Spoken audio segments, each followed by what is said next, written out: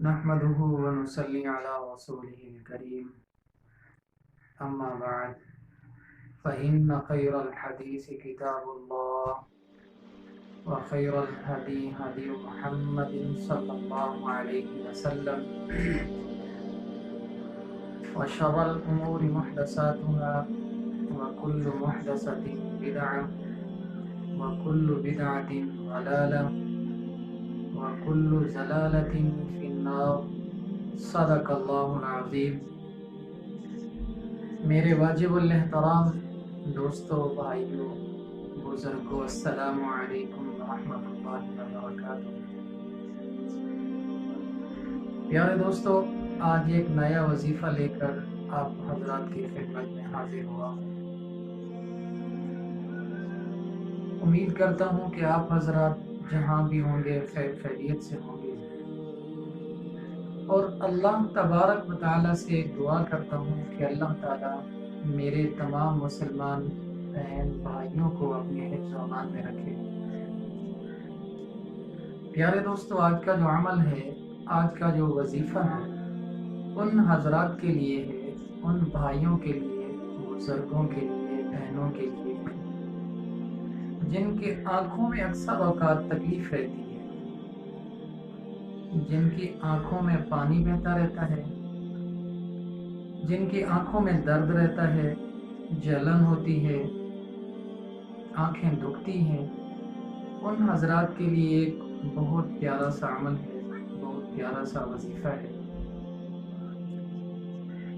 وظیفہ کیا ہے، کیا پڑھنا ہے آپ حضرات نے؟ اس کو مختصر سا چھوٹا سا ایک عمل ہے، اللہ پاک کا ایک نام ہے جس کو آپ نے پڑھنا ہے،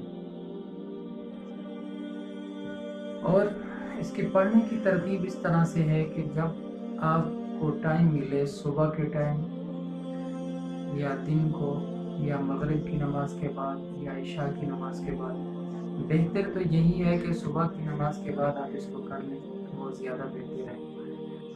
اگر جس ٹائم آپ فارغ ہوتے ہیں اسی ٹائم کو کر لیں تو بھی زیادہ بہتر ہے۔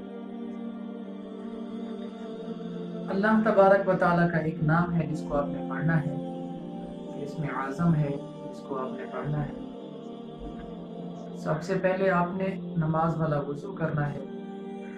وضو کر کے آپ نے 3 مرتبہ درود ابراہیمی پڑھنا ہے، نماز والا درود پاک پڑھنا ہے 3 مرتبہ۔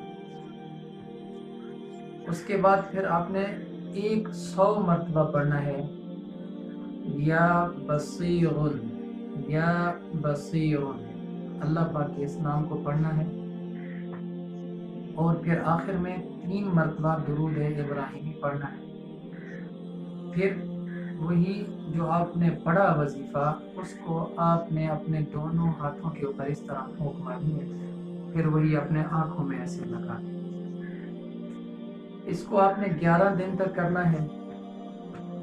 انشاءاللہ آپ کی آنکھوں کا جس طرح کا بھی مسئلہ ہے، جو بھی آپ کی آنکھوں میں تکلیف ہے، تو اللہ تبارک و تعالیٰ اسی اپنے بابرکت نام کی برکت سے آپ کی آنکھوں کی تکلیف کو انشاءاللہ ختم فرما دیں گے۔ اور اللہ تبارک و تعالیٰ سے دعا کرتا ہوں کہ جتنا مسلمان بیمار ہیں، اللہ تعالیٰ تمام کو شفا عاجلہ عطا فرمائے۔ اپنی دعا میں یاد رکھنا، والسلام۔